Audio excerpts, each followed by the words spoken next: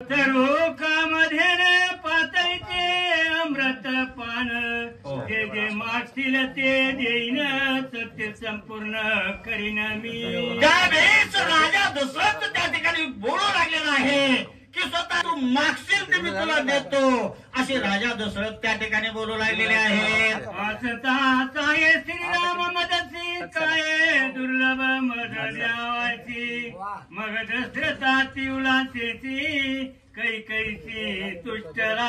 स्वतः असणारा राजा दशरथ म्हणतोय मला सहकार्य करणारा माझा प्रभू रामचंद्र आहे।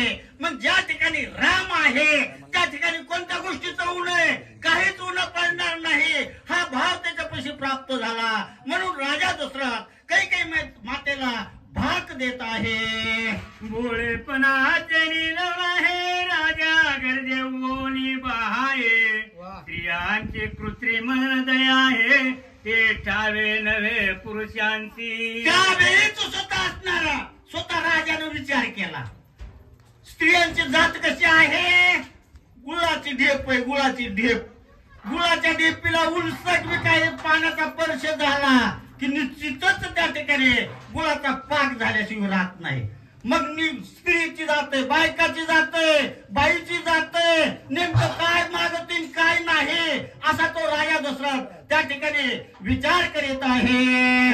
तो सांगत तैसा स्त्रियांचा वृत्तांत सर्व श्रेष्ठ कोणी करावा गात नरक पात स्त्री संगे। त्यावेळीच असणारा राजा दशरथ म्हणतोय स्त्रीचा संग करणं हे घात काय म्हणले। निश्चितच नरकात ओढण्याची शक्ती स्त्री असणारी आहे, बाई असणारी आहे आणि बाईच्या संगतीला लागल्यामुळं निश्चितच काहीतरी घात झाल्याशिवाय राहत नाही असा विचार करीत आहे।